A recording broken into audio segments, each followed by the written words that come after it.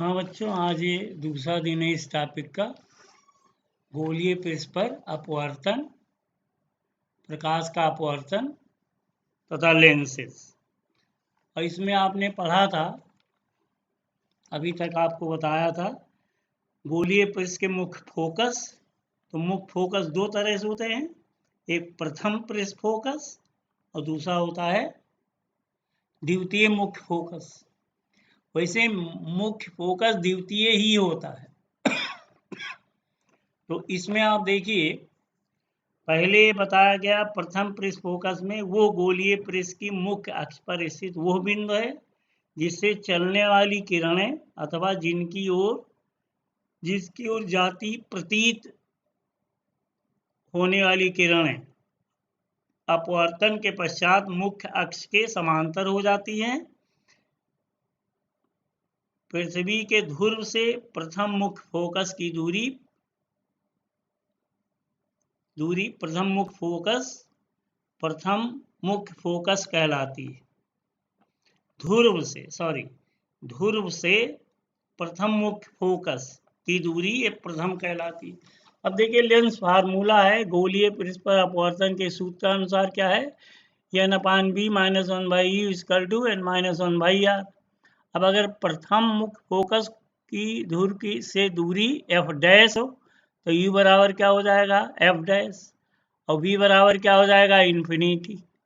तो n/∞ = 1/f dash = n-1/r। तो f dash हो जाएगा r/n-1। तो इस तरह से ये f डैश जो पहली फोकस होगी उसको f डैश से, और बाद वाली को मुख्य फोकस उसको f से रिप्रेजेंट करते हैं। r का मान ऋणात्मक रखने पर क्या होता है, r का मान ऋणात्मक रखने पर f डैश का मान धनात्मक हो जाएगा। अर्थात प्रथम फोकस जिस ओर से प्रकाश आ रहा है उससे पृष्ठ के दूसरी ओर है।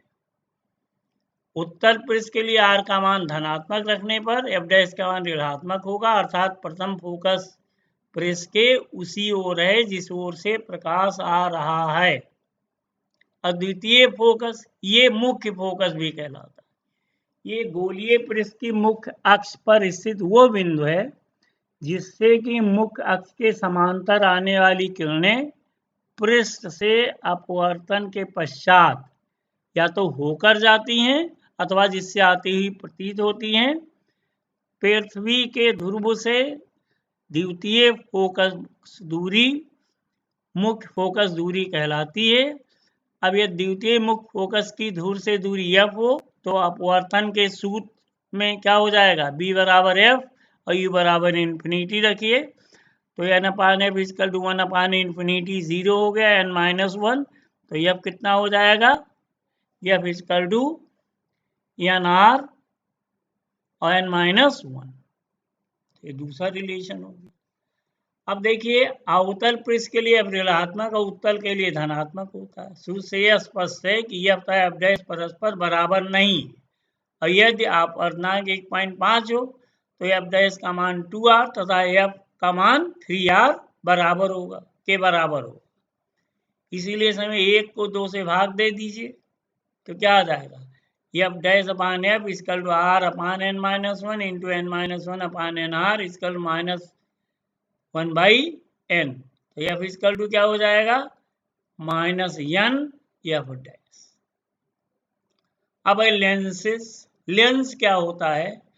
लेंस एक ऐसा समान ट्रांसपेरेंट होमोजीनियस ट्रांसपेरेंट माध्यम है जो दो वक्र पृष्ठों से अथवा एक वक्र तथा एक समतल पृष्ठ से घिरा होता है।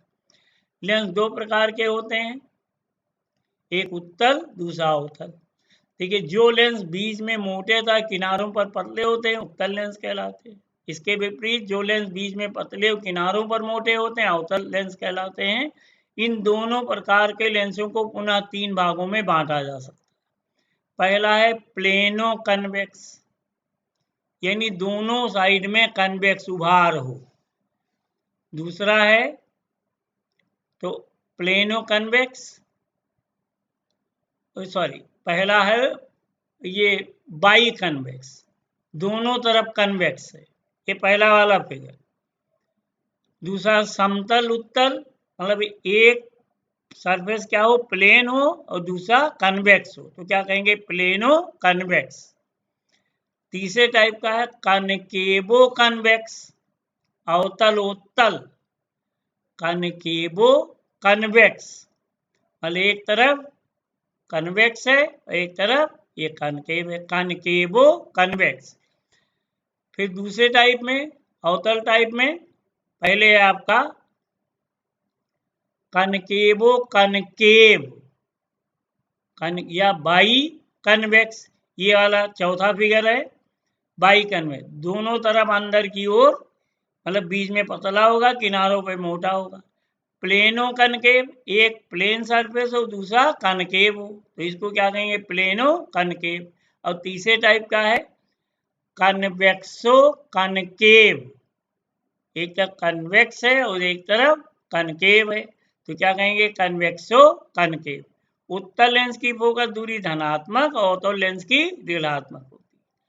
और जब लेंस के दोनों ओर एक ही माध्यम होता है तो लेंस की दोनों फोकस दूरियां समान होगी, यानी f equal to minus f dash. फिर अगला डेफिनेशन, लेंस का प्रकाशिक केंद्र।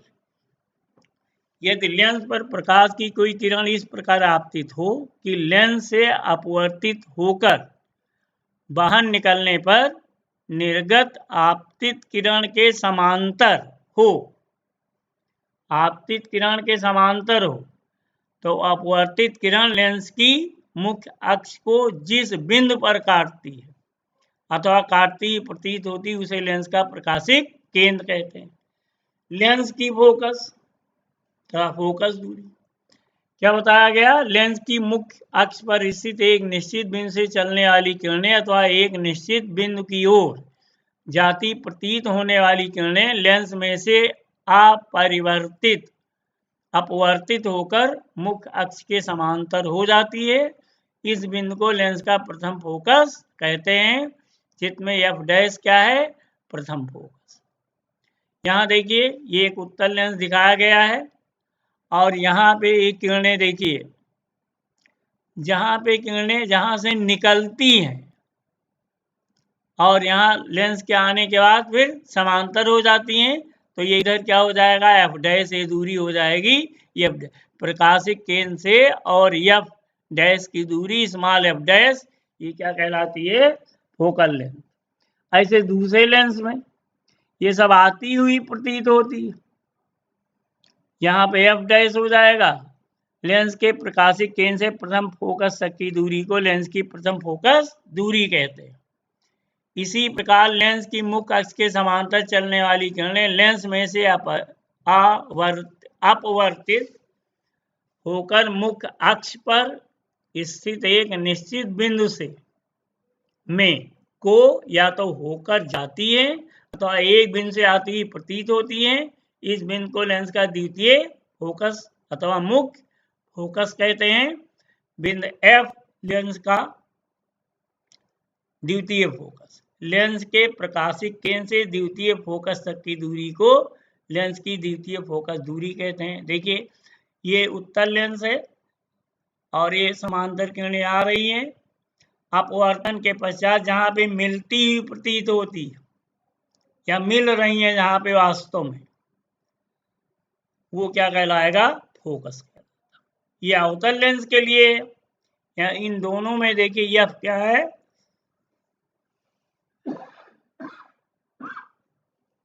यह है आपका फोकस, ये मुख्य फोकस है या द्वितीय फोकस। उसके बाद नेक्स्ट आर्टिकल है पतले लेंस द्वारा प्रकाश के अपवर्तन का सूत्र। बहुत ही इंपॉर्टेंट फार्मूला है, इसको लेंस मेकर सूत्र भी कहते हैं, लेंस मेकर्स फार्मूला।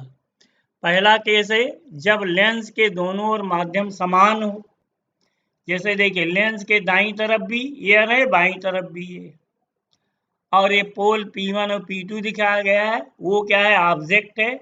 ऑब्जेक्ट से प्रकाश की किरणें जाती हैं और इसका एक आभासी प्रतिबिंब आई डैश पे बनाती है, डॉटेड लाइन से दिखाया गया। अब ये आई डैश एक दूसरे तल के लिए वस्तु का कार्य करता है, आभासी प्रतिबिंब, और इसका इसी तरफ प्रतिबिंब आई पे बन जाता है।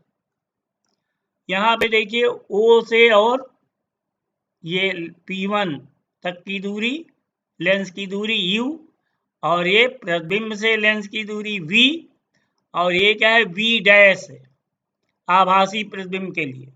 वक्रता त्रिज्या मान लीजिए R1 R2 है, तो दोनों पृष्ठों के लिए लगा दीजिए अपवर्तन का सूत्र।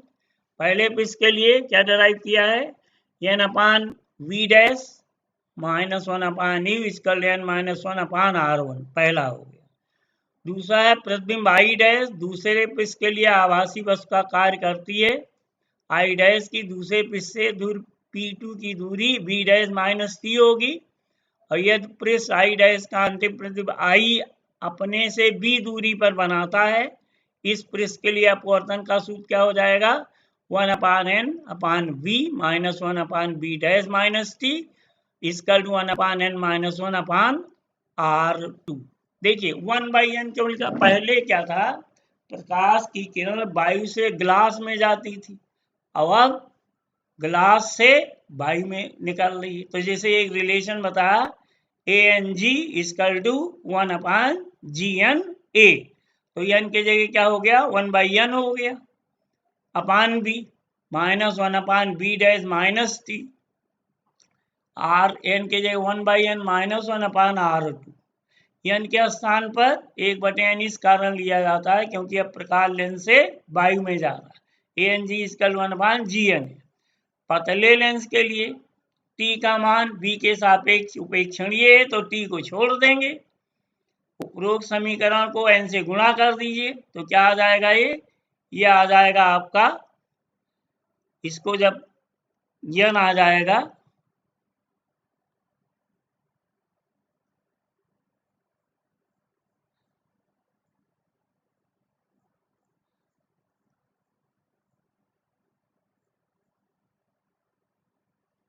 ये 7वां पेज है, लेंस की फोकस हो गई, और ये रिलेशन आ गया ANG equal to 1 upon GNA। तो इसको जब छोड़ देंगे तब ये क्या हो जाएगा, 1/B minus n upon B dash equal to minus n minus 1 upon R2। अब 1 और 2 को ऐड कर दीजिए, तो ऐड करने में क्या आ जाएगा, n upon B dash minus 1/U plus 1/B minus n upon B dash इसका n minus 1/R1 minus 1/R2। तो ये डेरिवेशन हो गया। तो अब ये वैल्यू आ जाएगी, देखिए 1/B minus 1/U equal to n minus 1 upon R1 minus 1 upon R2। अब अगर देखिए इसमें U अगर इन्फिनिटी पे हो तो B कहाँ पे आएगा, फोकस पे आएगा। तो 1/इंफिनिटी 0, तो 1/f बराबर हो जाएगा n minus 1/R1 minus 1/R2। यही लेंस मेकर फार्मूला है। अगर इस समीकरण की तुलना कर दीजिए 1/B minus 1/U equal to 1/f से, तो ये रिलेशन भी आ जाएगा 1/f equal to 1 upon B minus 1 upon U। तो बस ये आज के लिए आपका इतना है, बाकी फिर अगले दिन कराया।